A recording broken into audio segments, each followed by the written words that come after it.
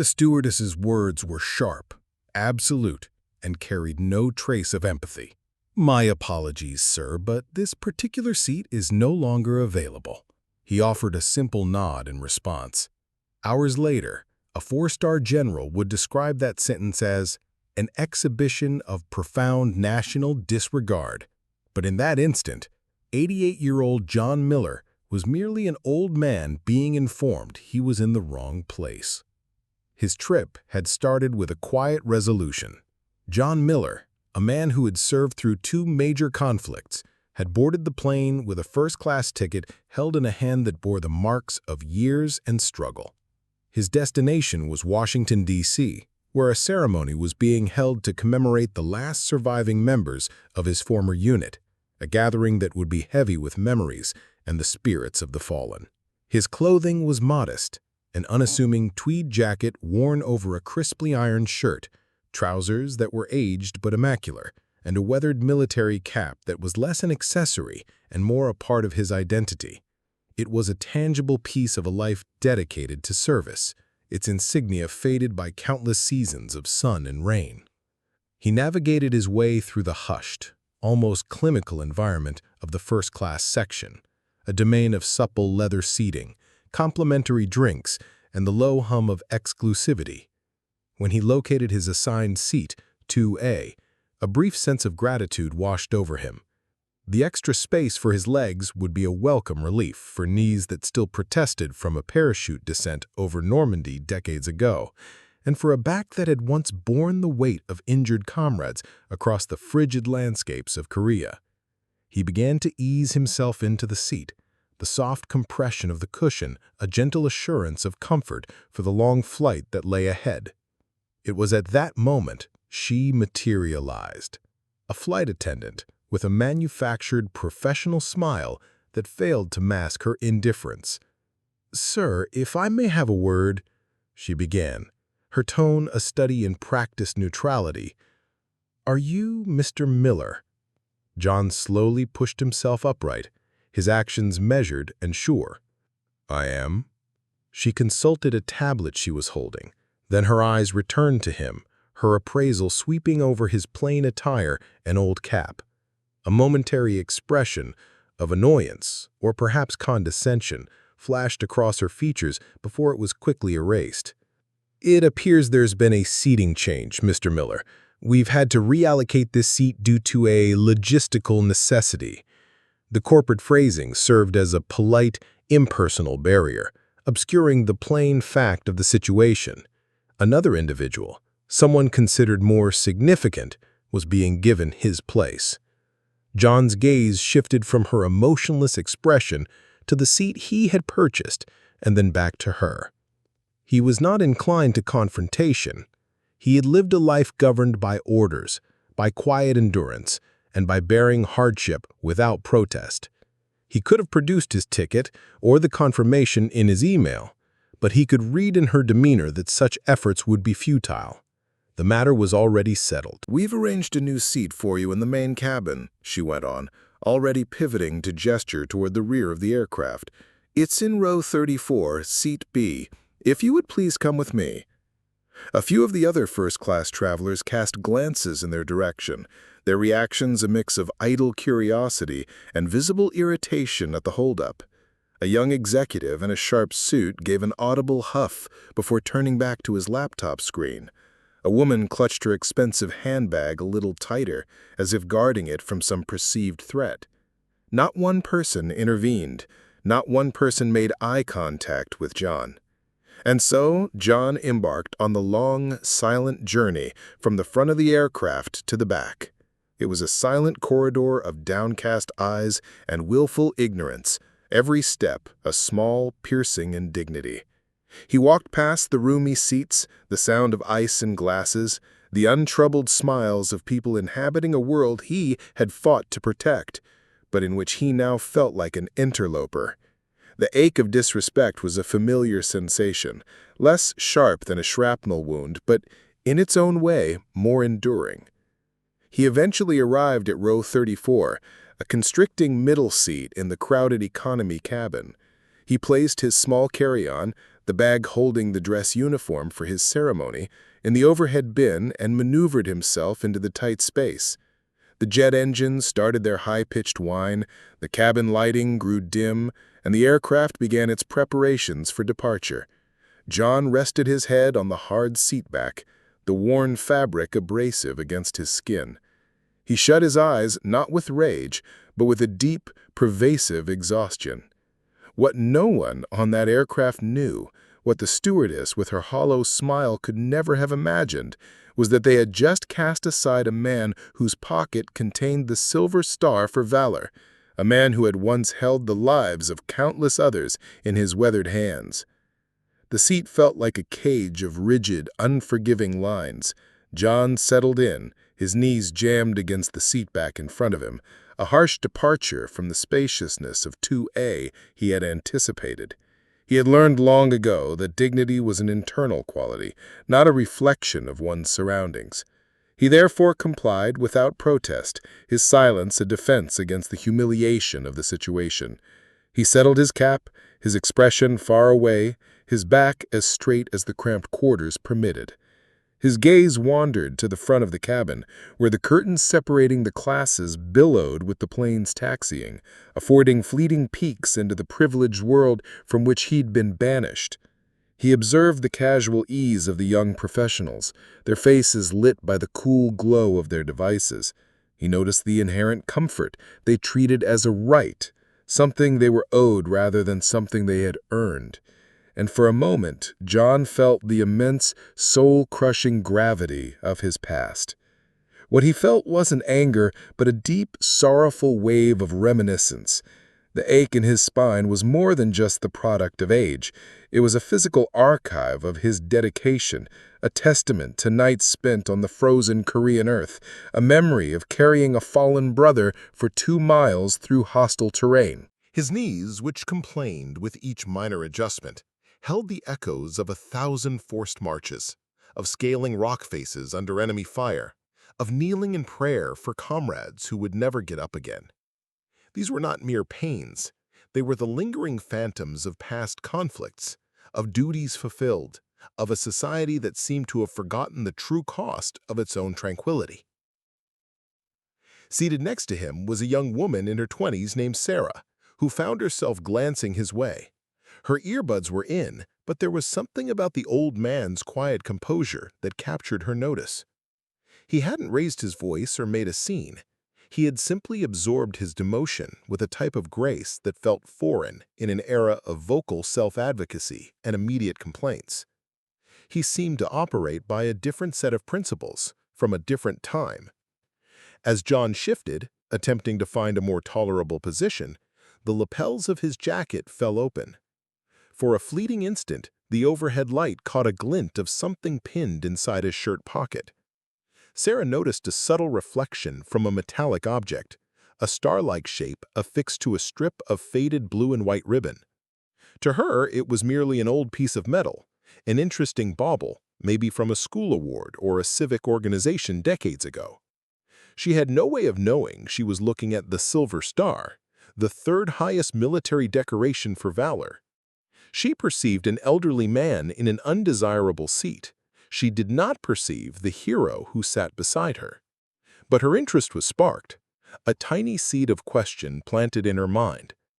She observed him for another moment as he closed his eyes, his weathered face a portrait of stoic forbearance.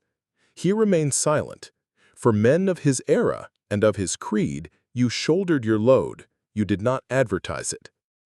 Sarah couldn't get the image of the old man's quiet dignity out of her head. It stood in such stark opposition to the casual cruelty of his relocation.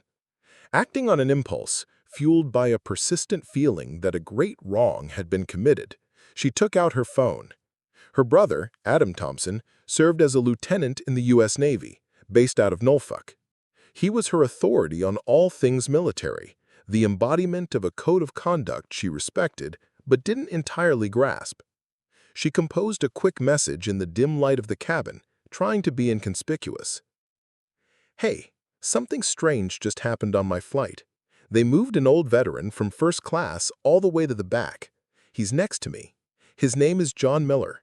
He's got some kind of old star-shaped medal pinned in his pocket. The whole thing feels wrong. She wasn't expecting an immediate answer. Adam was probably busy. But her phone buzzed less than a minute later, the vibration feeling sharp and urgent. "Sarah, is this for real? John Miller? With a silver star? Try to get a picture of it. Be discreet." The force of his reply sent a prickle of alarm through her. It's confirmed. That is a silver star. Sarah, do you have any idea who is sitting next to you? Before she could formulate a reply, another text appeared. That is not just some soldier. That's Master Sergeant John Miller. His name is legendary. His service records are classified to the highest degree, but anyone in Special Forces knows who he is. He didn't just participate in wars, he was pivotal in turning the tide of key engagements. Sarah's face lost its color. A chilling sense of shame washed over her as she looked at the unassuming man dozing beside her, his head propped against the rattling window. She had watched him be dishonored, had sat by and done nothing, had thought it was merely an inconvenience. Her own passivity now felt like a profound failure. Another message arrived, and this one made her gasp. During Desert Storm, his unit was ambushed, facing impossible odds. The public record says they were lost. The truth? Miller single-handedly held off an entire enemy platoon for 12 hours to protect a critical intelligence operative. That operative had info that thwarted a planned chemical strike on 3 Allied battalions. He saved thousands of lives. Thousands. And that airline stuck him in a middle seat? The text on her screen seemed to glow with Adam's rage, an indignation that was now her own. The polite, corporate dismissal from the flight attendant, the apathy of the other passengers, her own silent complicity, it all merged into one single, intolerable act of disrespect. This was far more than poor service. It was a desecration of honor. A new fire was lit inside her. This injustice could not be ignored. Her family had extensive ties to the armed forces. Her father was a 30-year veteran, and their network of friends was a who's who of servicemen and women, both active and retired. She knew people who could reshape events with a single phone call. Scanning her contact list, her finger paused on one name: General Charles Adams, a 4-star general, a close associate of her father, and a man whose command presence was like a force of nature. She paused for only a heartbeat, then began to type, her fingers flying across the keypad with a newfound resolve. General Adams, I apologize for this direct message. I am on Flight 217 to D.C. A national hero, Silver Star recipient, Master Sergeant John Miller, has just been publicly disrespected by the airline. I have reason to believe you know him. This situation requires immediate intervention. She pressed send. The message flew through the airwaves. A quiet rebellion initiated from row 34. Now there was nothing to do but wait. The reply was not a text. It was a physical jolt that shook the entire aircraft. The plane had just been pushed back from the gate, and the engines were winding up into a deep, powerful whine, when an abrupt mechanical shudder brought everything to a dead stop. The pilot's voice came over the speaker system, strained with confusion and an edge of concern. Ladies and gentlemen, your captain speaking. We're facing an unforeseen, operational issue here at the gate. We ask that you please stay seated. We have been ordered by ground control to hold this position. A wave of discontent spread through the cabin. There were annoyed sighs and frustrated looks. But this collective annoyance turned to stunned disbelief when the jet bridge, which had already pulled away, began to reverse course and reconnect with the fuselage with a solid, definitive thud. The cabin door, which had been secured for travel, was unsealed from the exterior. It swung inward to reveal not a friendly gate agent, but an embodiment of military order. Preceded by a dozen soldiers in pristine dress uniforms who moved to secure the entryway, A man boarded the plane whose very bearing seemed to change the atmosphere inside. He was tall, with broad shoulders, his face a testament to command decisions made under extreme duress. The 4 silver stars shining on each shoulder announced his rank as a full general. This was General Charles Adams, and he carried himself with the quiet certainty of a man who expected the world to comply with his intentions. The mood on the plane transformed instantly. The low buzz of conversation ceased, replaced by a silence so complete that the hum of the air circulation system was audible. Laptops were closed, phones were put down. Every single passenger, from first class through business and all the way to the back of economy, had their eyes locked on the uniformed figures at the front. The flight attendant who had removed John stepped forward, her professional smile now a tight, anxious grimace.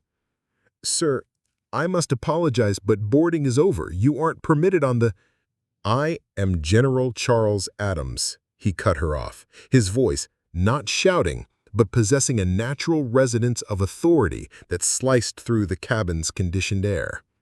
"This plane will go nowhere until I have spoken with your captain and head purser. And you," he added, his intense gaze fixing upon the flight attendant, "will explain to me exactly why a recipient of the Silver Star was displaced from his assigned seat under my watch." The flight attendant's composure crumbled. All color drained from her face, and her employee handbook had no procedure for this situation.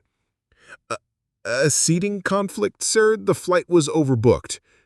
"Your logistical problems are of no concern to me," the general declared, his voice lowering to a quiet, menacing tone that vibrated with controlled fury. He took another step forward, his gleaming boots making no sound on the aisle carpet. My concern is why one of this country's most decorated combat heroes was subjected to a level of disrespect I would not stand for being shown to a fresh recruit. Now, where is he?" Sarah, who had been observing the entire scene with a mix of awe and relief, felt a sudden surge of duty. She unfastened her seatbelt and rose to her feet, her voice shaking slightly as she addressed the tense silence. "He's back here, sir, row 34. General Adams' eyes met hers, and he offered a single decisive nod of thanks before turning his focus back down the aisle. He started to walk, his honor guard of soldiers remaining stationed at the front like silent, immovable guards.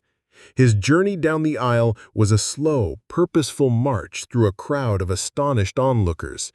Passengers craned their necks to see, their previous indifference having morphed into a blend of wonder and burgeoning shame. The general strode past the wide first-class seats, his eyes scanning the passengers who now seemed to shrink in his presence. He passed through the curtain into the main cabin, his powerful frame making the narrow aisle feel like a grand hall. He finally came to a stop at row 34, his large figure dominating the space and casting a shadow over the seats. John had been woken by the disturbance, his eyes now open and sharp, absorbing the incredible scene playing out before him. He knew that face, altered by the years but still possessing the same intensity he recalled from a dusty command post half a world away. General Adams' stern expression softened as he looked down at the old soldier. The commanding thunder was gone from his voice, replaced by a tone of deep, unshakable respect. "John," he said, his voice ringing with clarity in the quiet cabin. "It's Charles Adams. On your feet, Sergeant." He then altered his command, his voice growing even softer. "John Miller, I'm ordering you to accompany me." It was the order of a commander, but it was imbued with the appeal of a friend and the reverence of one soldier for another. "You will not sit in this seat for one more moment." For a long suspended moment, John Miller remained still. He simply stared at the four-star general standing over him, a figure from another lifetime. Then a flicker of the old discipline, long dormant but never truly gone, asserted itself. With a slow, steady movement that belied his 88 years, he pushed himself to his feet. He was no longer a displaced passenger. He was a soldier answering a call. The entire plane seemed to hold its breath, watching in a profound, reverent hush. General Adams placed a hand on John's shoulder, a gesture not of assistance, but of profound solidarity. He then turned and began to escort him back toward the front of the aircraft. This walk was a potent inversion of John's earlier trek. Where before he had met averted gazes and silent disdain, he now faced a sea of wide-eyed, stunned, and deeply remorseful faces. The silence was total, broken only by the sound of the two veterans' footsteps on the aisle runner. It was a procession of honor, a public reinstatement of a dignity that should never have been in doubt. When they reached the first-class cabin, General Adams didn't immediately guide John to his seat. Instead, he paused, turned to address the whole aircraft, and let his gaze pass over every passenger. When he spoke, his voice was not the angry command of an officer, but the clear, firm tone of an educator delivering a lesson that none would ever forget. For those of you who saw what transpired here today, I want you to grasp the significance of what you witnessed. You saw a man who has contributed more to this nation than most people could ever comprehend. You saw a man who wears a silver star. He stopped, allowing the gravity of his words to permeate the cabin. That is not a medal for just showing up. It is awarded for extraordinary bravery under fire against an armed enemy of the United States, for exceptional, life-risking heroism. He gestured toward John. During an operation in the Gulf War, the details of which remain classified, Master Sergeant Miller's unit was compromised. He held his ground when no one else could. His valor that day directly led to saving the lives of thousands of soldiers and civilians. He fought for the very liberties you all enjoy, the liberty to run your businesses, to travel freely, to live your lives in peace, utterly unaware of the sacrifices that make it possible. His gaze fell upon the first-class passengers. This man is not seeking charity. He is not asking for your sympathy. He is entitled to your respect. He then gently directed John toward seat 2A. He has more than earned his right to this seat. He has more than earned his place in the annals of this country's history. As John finally sank into the plush leather seat, a single passenger started to applaud. It was a tentative, isolated sound in the heavy silence. Then a second person joined in, and then a third, until the entire aircraft, from the very front to the last row, erupted in a sustained, thunderous ovation. It was not mere politeness.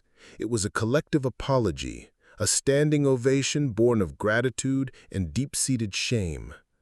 John simply gave a slight nod, his eyes moist as he gazed out the window. He reached into his pocket, his fingers finding the cool, familiar shape of his medal, a quiet personal moment with a lifetime of service. Sarah stood in the aisle, tears rolling down her cheeks, tears of remorse for her earlier silence and of immense gratitude for the justice she had just seen served. The plane finally ascended into the night sky, its internal atmosphere completely changed.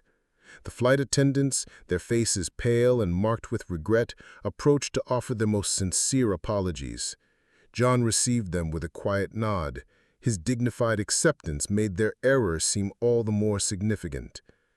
The remainder of the flight passed in a state of humbled quiet. Before landing, General Adams placed a call on his satellite phone. His discussion with the airline CEO was short, direct, and left no room for negotiation. The consequences were swift. The following morning, the airline issued a press release about a new, system-wide directive effective immediately, the Miller Protocol. This new rule mandated automatic upgrades and priority service for all highly decorated military veterans, guaranteeing that the ordeal John Miller endured would never be repeated. Profoundly affected by the experience, Sarah discovered a new purpose. She started dedicating her time to veterans advocacy groups, committing her life to making sure the stories of heroes like John were preserved and that their honor was never again subject to the whims of corporate procedure or public apathy. She had learned a vital lesson. Respect isn't a simple courtesy. It is a debt owed to those who paid a price that can never truly be repaid.